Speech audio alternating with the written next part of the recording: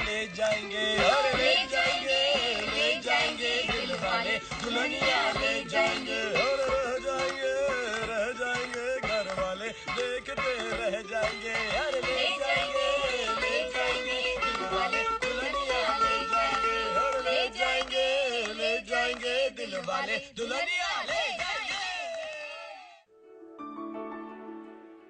शाहरुख खान की सबसे iconic film Dilwale Dulhania ले जाएंगे, वो फिल्म जिसमें राज बने शाहरुख अपनी प्रेमिका सिमरन के परिवार का दिल जीतने के लिए न जाने क्या क्या करते हैं। वो सिमरन से शादी तो करना चाहते हैं, लेकिन सिमरन के परिवार की रजामंदी से। क्या आप जानते हैं कि दिलवाले दुल्हनिया ले जाएंगे के राज और सिमरन की लव स्टोरी की तरह ही शाहरुख और गौरी की लव स्टोरी में भी कई मुश्किलें आई। परिवार की सख्ती और धर्म की उलझनों के बावजूद ये दिलवाला अपनी दुल्हनिया गौरी से बात तक करने की हिम्मत नहीं दिखा पाए। जिसे पहली बार मैंने देखा था, देखते ही लव हो गया था। उसके बाद तो जिस पार्टी में भी गौरी के पहुंचने की उम्मीद होती, शाहरुख भी उस पार्टी में पहुंच जाते। और फिर 25 अक्टूबर 1984 को तीसरी मुलाकात में शाहरुख ने गौरी के घर का नंबर हासिल कर ही लिया। शुरुआत में गौरी को इम्प्रेस करने के लिए शाहरुख ये गाना भी गाते थे। गोरी तेरा गाँव बड़ा प्यारा, मैं तो गया मारा आके यहाँ रे। शाहरुख खान एक मिडिल क्लास मुस्लिम परिवार से थे। जब शाहरुख 15 साल के ही थे, तब उनके पिता मीर ताज मोहम्मद की कैंसर से मौत हो गई थी। उनकी मां लतीफ फातिमा एक एग्जीक्यूटिव मैजिस्ट्रेट थी। पिता की मौत के बाद शाहरुख की मां उन्हें और उनकी बहन को लेकर दिल्ली के गौतम नगर के फ्लैट में रहने लगी थी। वहीं गौरी एक अमीर पंजाबी ब्राह्मण परिवार से ताल्लुक रखती थी। वो रिटायर्ड आर्मी ऑफिसर रमेश छिब्बा और सविता छिब्बा की बेटी थी और दक्षिणी दिल्ली के पॉश इलाके पंचशील पार्क में एक जॉइंट फैमिली में रहती थी। इस घर में गौरी के मामा तेजिंदर तिवारी और उनकी पत्नी समेत करीब 15 लोग एक साथ रहते थे। लेकिन जब प्यार हुआ तो न धर्म का भेद नजर आया और न ही समाज की दीवारें। सीने में दिल है, दिल में है धड़कन, धड़कन में है तो भी तो। मेरी पहली तमन्ना, मेरी आखिरी आरज़ू। I love you, I love you। Shahrukh को गौरी पसंद आ गई थी। गौरी से फोन पर बात करने का तरीका भी शाहरुख ने निकाल लिया था। शाहरुख अपने किसी दोस्त से गौरी के घर पर फोन करवाते थे और गौरी के घर पर जो भी फोन उठाता था, शाहरुख की दोस्त उसे अपना नाम शाहीन ही बताती थी। शाहीन एक कोडवर्ड था जिसे सुनकर गौरी ये जान जाती थी कि फोन शाहरुख का ही है। गौरी के घर पर किसी को शक भी नहीं होता था और दोनों एक दूसरे से देर तक बातें करते थे। How romantic. प्यार भरी बातों और मुलाकातों के बीच तकरीबन 5 साल बीत गए। इसी बीच शाहरुख को टीवी सीरियल दूसरा केवल और दिल दरिया में काम करने का मौका मिल गया और वो शूटिंग में व्यस्त रहने लगे। मैं लेफ्टिनेंट अभिमन्यु राय, लेकिन तुम मुझे अभी कह सकती हो। मेरे सब करीब वाले मुझे अभी ही कहते हैं। क्या मैं तुम्हें मधु कह सकता हूँ? क्योंकि मैं भी तुम्हारे करीब आना चाहता हूँ। वहीं गौरी ने दिल्ली के लेडी श्रीराम कॉलेज से ग्रेजुएशन करने के बाद फैशन डिजाइनिंग का कोर्स ज्वाइन कर लिया था। लेकिन अब इस रिश्ते को लेकर गौरी परेशान रहने लगी थी। सबसे बड़ा सवाल यह था कि उनका परिवार किस तरह उनके अलग धर्म के बॉयफ्रेंड को स्वीकार करेगा। यही नहीं, वो शाहरुख के एक्टर बनने के फैसले के भी सख्त खिलाफ थी। इन्हीं उलझनों के चलते गौरी शाहरुख से कम मिलने लगी। लेकिन शाहरुख अब तक गौरी को लेकर बेहद पॉजिटिव हो चुके थे। एक मैगजीन में छपे अपने एक लेख में शाहरुख ने लिखा, उस समय गौरी को लेकर मेरी दीवानगी बेहद बढ़ चुकी थी। अगर वो स्विम सूट पहनती या अपने बाल खुले रखती तो मैं उससे लड़ता था। जब वो अपने बाल खोलती थी तो बेहद खूबसूरत लगती थी। मैं नहीं चाहता था कि दूसरे लड़के उसे देखें। मेरे अंदर असुरक्षा की भावना आ गई थी, क्योंकि हम ज्यादा मिल नहीं पाते थे और अपने रिश्ते के बारे में ज्यादा बात भी नहीं कर पाते थे। तुम लोग तो मेरे दोस्त हो ना?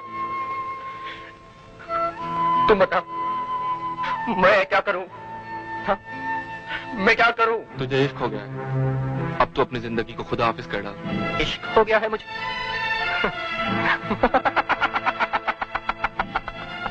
मोहब्बत हो गई है मुझे। राजा को मोहब्बत हो गई है। लेखक मुश्ताक शेख की किताब शाहरुख कैन के मुताबिक उस दौर में शाहरुख गौरी से कहते थे, मैं ये नहीं कहता कि मेरे साथ बैठो, बस दूसरों के साथ मत बैठो। तुम किसी और की नहीं हो सकती, कभी नहीं हो सकती। क्योंकि अगर ऐसा हुआ ना तो कोई किसी से प्यार नहीं करेगा। अरे चाहत का नाम नहीं लेगा कोई। लोग मोहब्बत से नफरत करेंगे, नफरत। तुम अगर मुझको ना चाहो तो कोई बात नहीं, तुम अगर किसी और को चाहोगी तो मुश्किल होगी। शाहरुख की फिल्म डर में निभाए किरण वाले किरदार की तरह ही शाहरुख अपनी रियल लाइफ में भी काफी पॉजेसिव बॉयफ्रेंड थे, और उनके इस बर्ताव की वजह से धीरे धीरे गौरी को इस रिश्ते में घुटन होने लगी। अब ये सवाल गौरी को और भी ज्यादा परेशान करने लगा कि शाहरुख के साथ उनके इस रिश्ते का भविष्य क्या होगा। इन्हीं उलझनों के बीच गौरी का 19वां जन्मदिन आ गया। जन्मदिन मनाने के लिए शाहरुख ने अपने कमरे को बहुत अच्छी तरह से सजाया और गौरी के लिए कई तोहफे रखे। जब गौरी उनसे मिलने आई तो शाहरुख का दीवानापन देखकर उनकी आंखों में आंसू आ गए और फिर वो फूट फूट कर रोने लगी। शाहरुख समझ नहीं पा रहे थे कि गौरी क्यों रो रही है। और फिर अगले ही दिन अचानक शाहरुख को बताए बिना गौरी शहर से बाहर चली गई। तुम ऐसा मत करो किरण, ऐसा मत करो प्लीज। मुझे इतनी बड़ी सजा मत दो प्लीज। कई दिन बीत गए। शाहरुख बेहद परेशान थे। एक दिन शाहरुख ने गौरी का पता जानने के लिए लड़की की आवाज में उनके घर फोन किया तो गौरी के घर वालों ने बताया कि गौरी मुंबई में है, लेकिन उनका पता उन्होंने फिर भी नहीं बताया। शाहरुख को बेहद परेशान देखकर उनकी मां उनके पास आई। उन्होंने शाहरुख को 10,000 रुपए दिए और कहा, फौरन मुंबई जाओ और जिस लड़की से प्यार करते हो उसे वापस लाओ। वो अब किसी और की होने वाली है। ओए, दुल्हन उसी की होती है जो डोली में बिठा कर ले आता है। मैंने तुझे तुनतना बजाने के लिए पैदा नहीं किया था। हम उनमें से हैं जो चांद को देखते नहीं, चांद को उठाकर घर पर ले आते हैं। अब जा, और इस घर में तभी आना जब बहू तेरे साथ होगी, समझा? और फिर डीडीएलजे के राज की तरह ही शाहरुख अपनी रियल लाइफ की सिमरन यानी गौरी को ढूंढने निकल पड़े।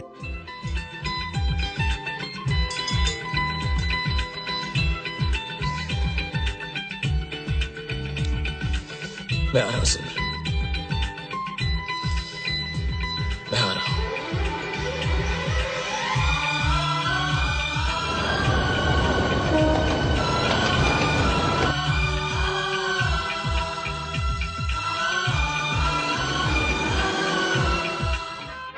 अगले ही दिन अपने दोस्त बेनी के साथ शाहरुख मुंबई पहुंच गए। वो बस ये जानते थे कि गौरी को समंदर किनारे जाना बेहद पसंद है, लेकिन बिना किसी पते के इतने बड़े शहर में गौरी की तलाश आसान नहीं थी।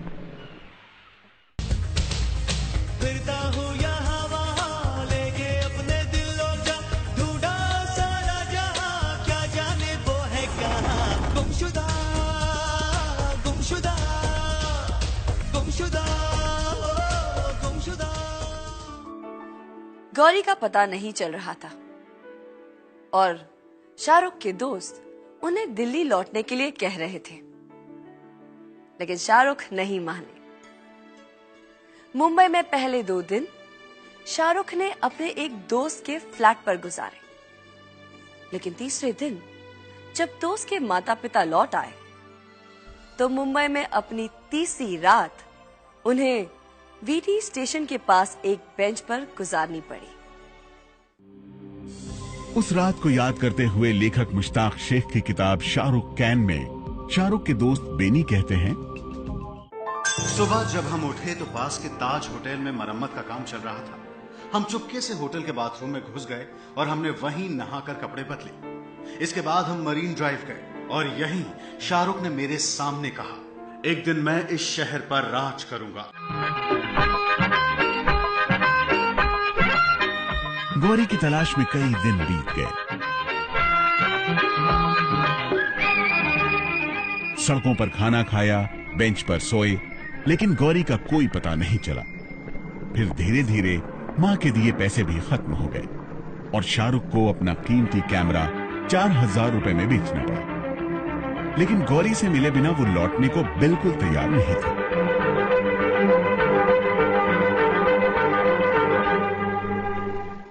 इतनी शिद्दत से मैंने तुम्हें पाने की कोशिश की है कि हर जर्रे ने मुझे तुमसे मिलाने की साजिश की। कहते हैं अगर किसी चीज को दिल से चाहो तो पूरी कायनात उसे तुमसे मिलाने की कोशिश में लग जाती है। गौरी को समंदर बेहद पसंद था और शाहरुख उनकी तलाश अलग अलग बीचेस पर कर रहे थे। लेकिन जब गौरी कहीं नहीं मिली तो वो बेहद मायूस हुए। उत्तर मुंबई के गोराई बीच से लौटते हुए शाहरुख को अचानक एक प्राइवेट बीच नजर आया। अपने ऑटो रिक्शा ड्राइवर को शाहरुख ने उस बीच की तरफ चलने को कहा और आखिरकार यहां शाहरुख को उनकी गौरी नजर आ ही गई।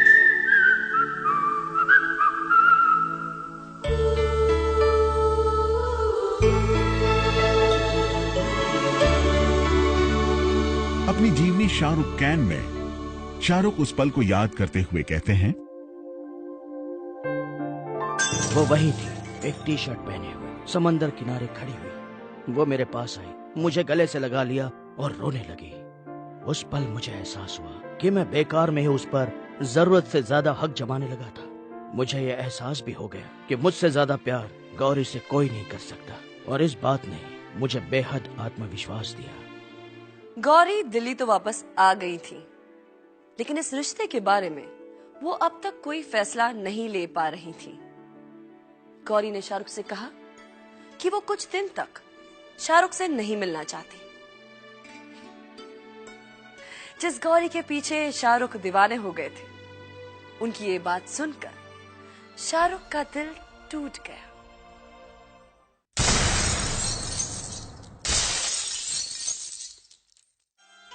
इसके बाद शाहरुख अपने टीवी सीरियल और थिएटर के काम में डूब गए। उन्होंने गौरी को फोन करना भी बंद कर दिया।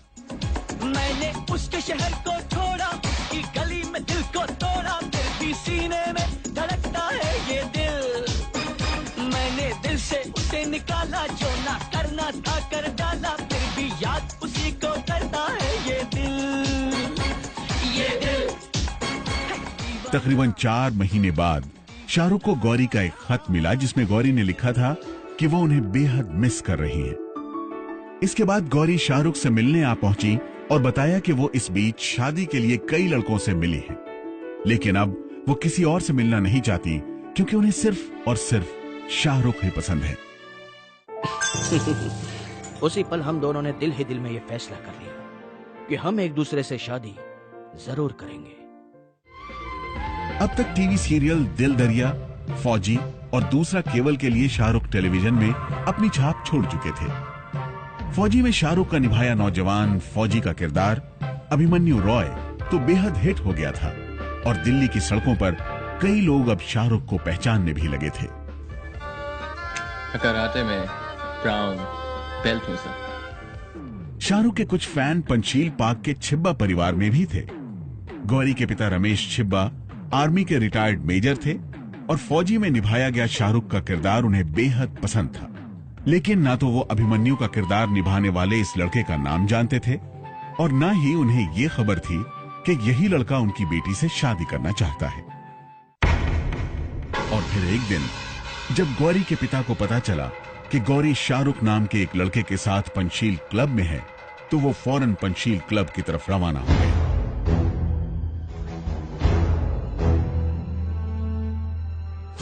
लेकिन गौरी की बहन प्रियंका ने उसे सही वक्त पर इस बात की खबर दे दी और पिता के आने से पहले ही गौरी और शाहरुख वहां से खिसक गए।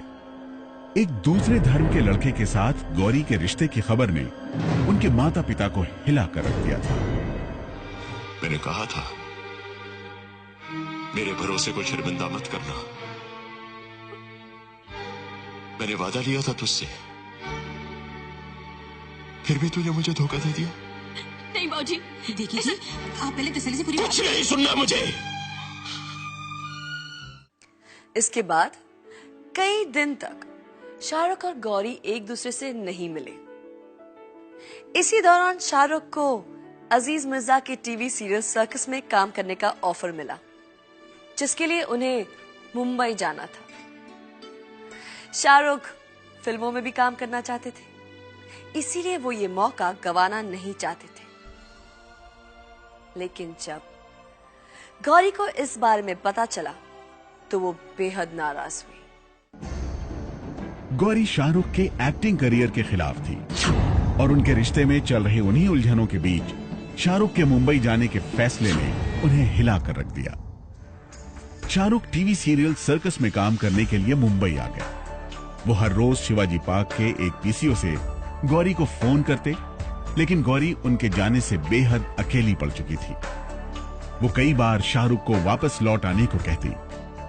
लेखक मुश्ताक शेख की किताब शाहरुख कैन में शाहरुख कहते हैं, फोन पर हमारी बातें ज्यादातर लड़ाई पर खत्म होती, क्योंकि गौरी को बिल्कुल पसंद नहीं था कि मैं उससे दूर रहूं। वो कहती कि तुम मुझे छोड़कर चले गए। मैं उससे कहता कि मैं क्या करूं, क्या मैं काम करना छोड़ दूं? वो पूछती थी तुम वहां क्या कर रहे हो, किस हीरोइन के साथ हो? वो फिल्म इंडस्ट्री के बारे में अलग अलग बातें सुनती थी और परेशान हो जाती थी। तब तक मैं फिल्म राजू बन गया जेंटलमैन साइन कर चुका था और पूरी टीम गौरी के बारे में जानती थी।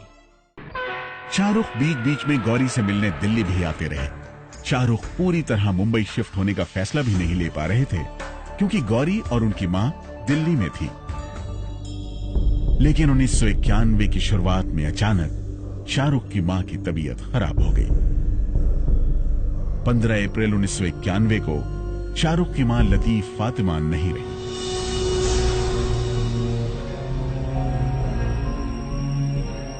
मां की मौत ने शाहरुख को तोड़ कर रख दिया। घर का हर कोना उन्हें मां की याद दिलाता था और अपनी मां की मौत के 2 हफ्ते बाद ही उन्होंने फैसला कर लिया कि अब वो दिल्ली छोड़कर मुंबई शिफ्ट हो जाएंगे। गौरी और शाहरुख ने यह फैसला भी कर लिया कि अब गौरी के परिवार को सच बताना ही पड़ेगा। और फिर गौरी के परिवार वालों का दिल जीतने का मिशन भी शुरू हो गया। सबसे पहले शाहरुख गौरी के मामा मामी तेजिंदर और नीरू से मिले और पहली मुलाकात में ही उन्हें इम्प्रेस कर दिया।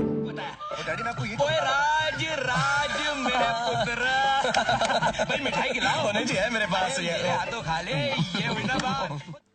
गौरी के मामा तेजिंदर ने शाहरुख से कहा कि कुछ ही दिन में उनके घर पर एक पार्टी है और वो चाहते थे कि शाहरुख उस पार्टी में आए और गौरी के माता पिता से मिले। और फिर गौरी के घर पर हो रही उस पार्टी में शाहरुख पहुंच ही गए। पार्टी में मौजूद कई मेहमान शाहरुख को उनके टीवी सीरियल फौजी के अभिमन्यु के रूप में पहचान गए और उनसे बातें करने लगे। फिल्म पत्रकार अनुपमा चोपड़ा द्वारा लिखित शाहरुख की जीवनी किंग ऑफ बॉलीवुड के मुताबिक गौरी के पिता रमेश छिब्बा भी उन्हें देखकर बेहद खुश हुए। शाहरुख के पास आकर वो प्यार से बोले, तुम्हारा नाम क्या है? सर, आपने मेरा सीरियल फौजी देखा होगा, उसमें मेरा नाम अभिमन्यु है। सीरियल भूल जाओ, तुम्हारा नाम क्या है? सर, मेरा नाम शाहरुख खान है। ये सुनते ही रमेश छिब्बा समझ गए कि उनकी बेटी गौरी का वो करीबी दोस्त यही है। उन्होंने शाहरुख से कहा, यहाँ कुछ इज्जतदार लोग आए हुए, और मैं उनके सामने कोई हंगामा खड़ा नहीं करना चाहता। बेहतर होगा अगर तुम फौरन यहां से चले जाओ। मुझको माफ कर दीजिए।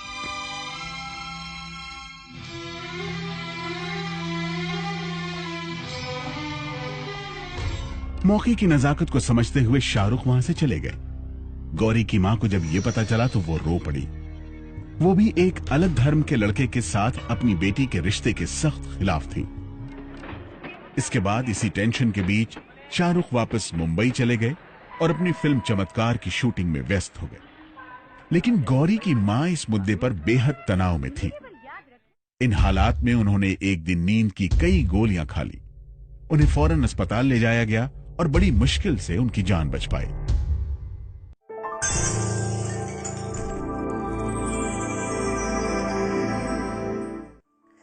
गौरी की मां के इस कदम के बाद शाहरुख और गौरी के इरादे कमजोर पड़ने के बजाय और भी ज्यादा मजबूत हो गए।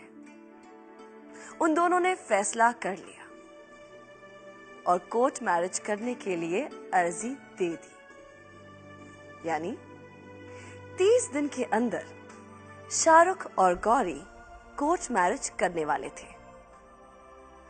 लेकिन शाहरुख अभी भी किसी भी तरह इन 30 दिनों में गौरी के माता पिता को मनाना चाहते थे। लेकिन एक बात जान लीजिए मिस्टर आर्यन कि मोहब्बत और डर की जंग में जीत हमेशा डर की होगी। No no no no mister Shankar,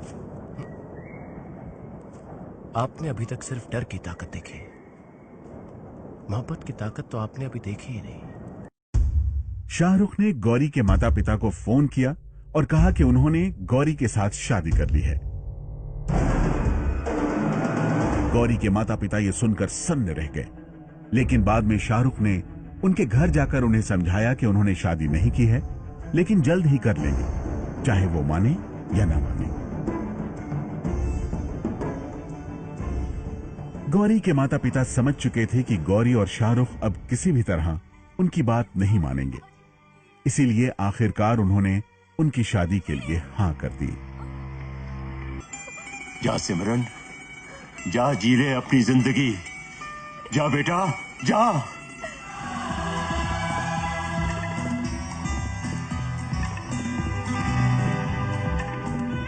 और फिर 26 अगस्त 1991 को शाहरुख और गौरी ने कोर्ट में शादी कर ली। शाहरुख और गौरी का निकाह भी हुआ, जिसमें गौरी का नाम रखा गया आयशा। इसके बाद 25 अक्टूबर 1991 को हिंदू रीति रिवाजों के मुताबिक दोनों की शादी हुई।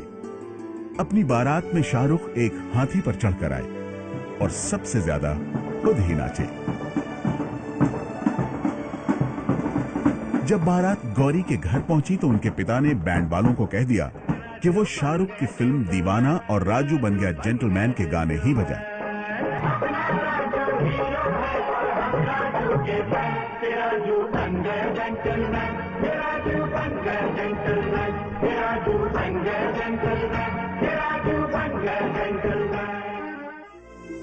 हिंदू रीति रिवाज से हुई इस शादी में शाहरुख का नाम भी बेहद फिल्मी रखा गया। यह नाम था जितेंद्र कुमार तुली। जितेंद्र इसलिए क्योंकि शाहरुख की दादी कहती थी कि उनकी शक्ल अभिनेता जितेंद्र से मिलती है और तुली अभिनेता राजेंद्र कुमार का सरनेम था। शादी के अगले दिन ही शाहरुख और गौरी को मुंबई के लिए रवाना होना पड़ा, क्योंकि शाहरुख को फिल्म दिल आशना है की शूटिंग करनी थी। अगले 5 महीने तक शाहरुख और गौरी फिल्म निर्देशक अजीज मिर्जा के फ्लैट पर रहे। गौरी मुंबई में नई थी और शाहरुख भी अभी तक फिल्म इंडस्ट्री में अपने पैर नहीं जमा पाए थे।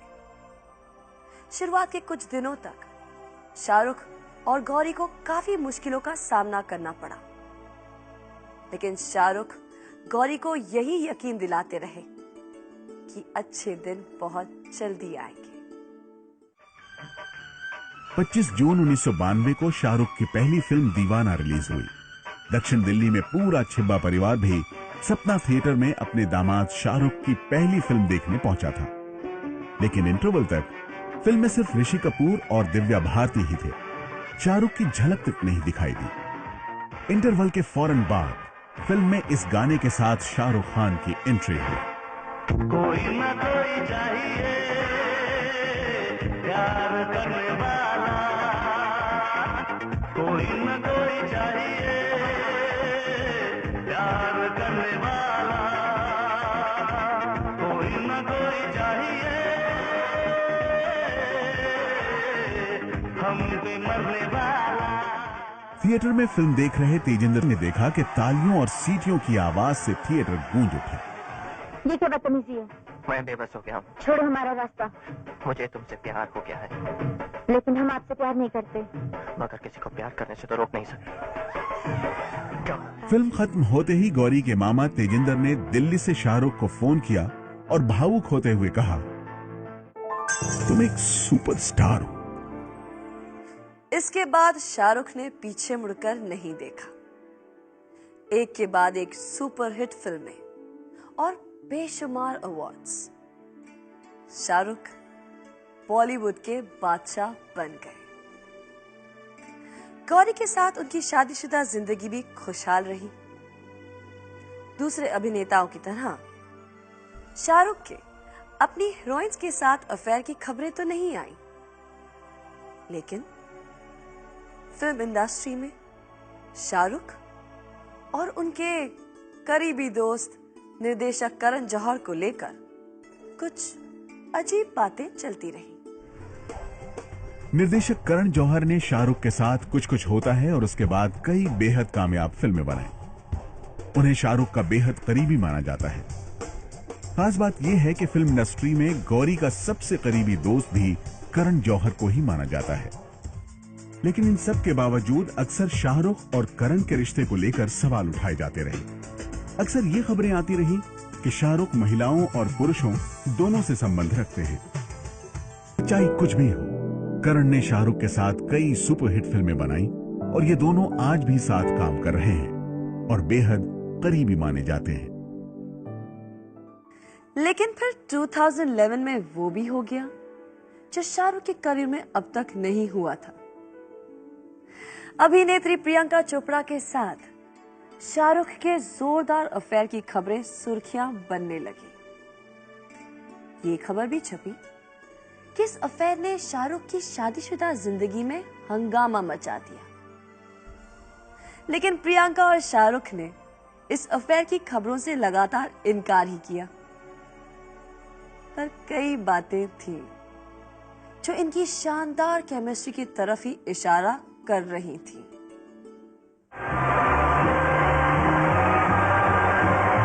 साल 2000 में प्रियंका चोपड़ा ने मिस वर्ल्ड का खिताब हासिल किया और इस खिताब के फिनाले में जज थे superstar Shahrukh Khan.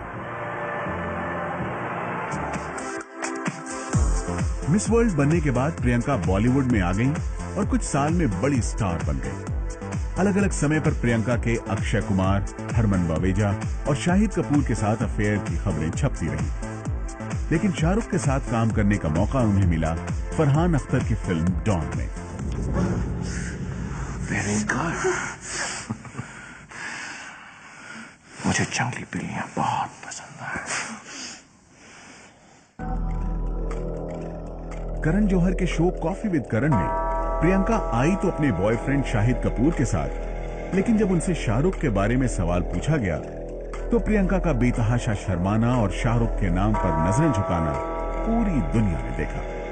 When I say Shahrukh Khan, of course, I knew she'd blush. Ji. You know that about ji, her, ji. don't you? Does that annoy you at times? Very. Yeah. It's terribly annoying. See, very few people know the effect he has on her. Yeah. Like, see, just I know. See, you just say, can I say one more line? Let's see your reaction. तुझे देखा तो ये जाना सुना. See. और फिर जब don 2 की शूटिंग शुरू हुई तो अखबारों और फिल्मी मैगजीन्स में इन दोनों के अफेयर की खबरें लगातार छपने लगी। ये खबर भी आई कि इन खबरों को लेकर शाहरुख और गौरी के बीच काफी टेंशन है। तुम लोग फिर शुरू हो गए? एक प्रेस कॉन्फ्रेंस के दौरान जब प्रियंका से इस बारे में सवाल पूछा गया तो वो गुस्सा हो उठी।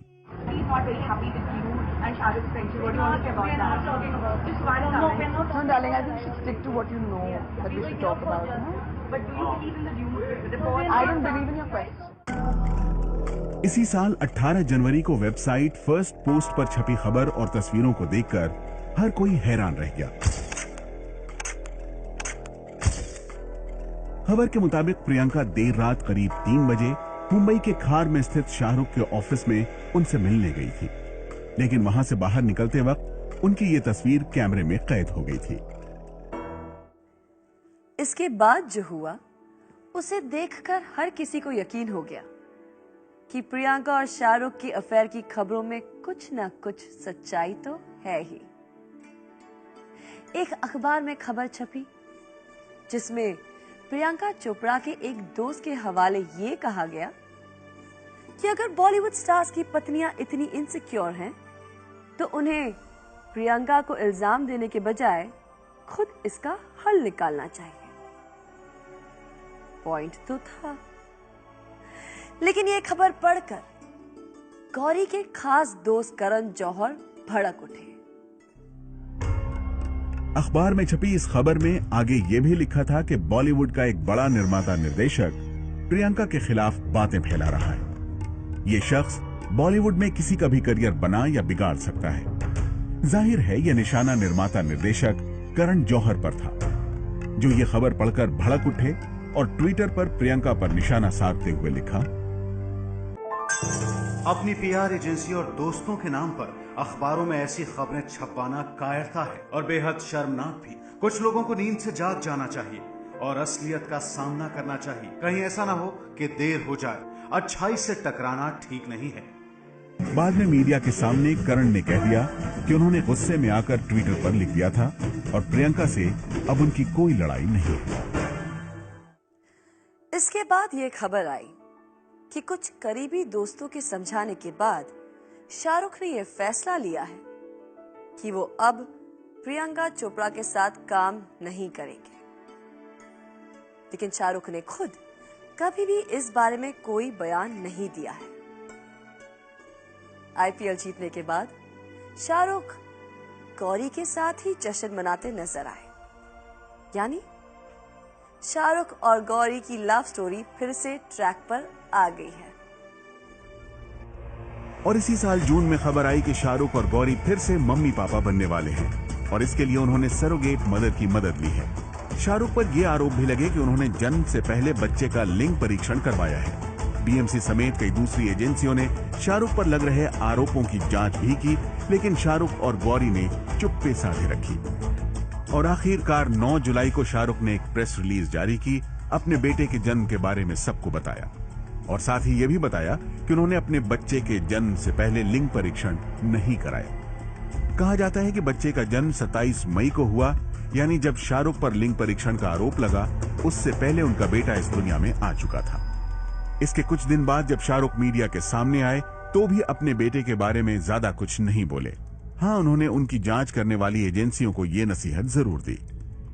This is get on the train, baby, not my baby.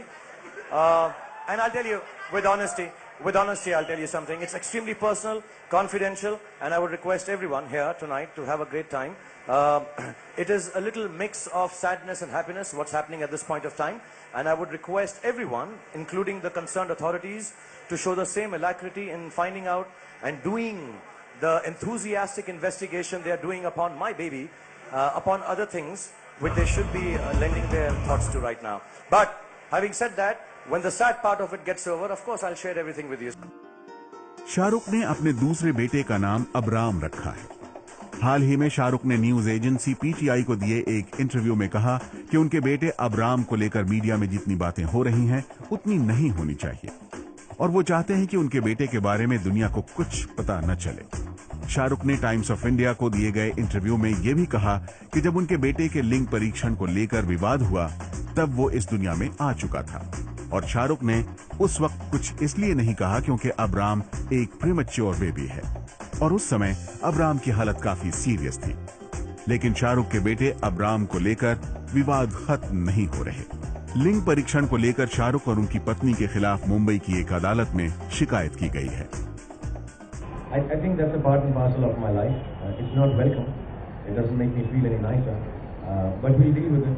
All we can do is keep on increasing the battery of lawyers who try to protect me. But it is redundant. I mean, I don't know whether you're allowed to say this or not, but lately the sex determination is quite redundant.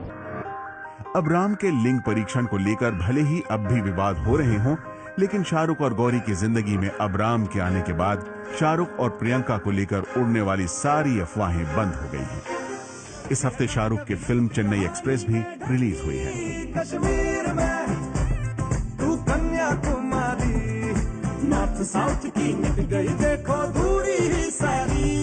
इस film में उनकी heroine Deepika Padukone हैं और film को रोहित शेट्टी ने direct किया है। 50-50 हर situation में हिस्सेदारी।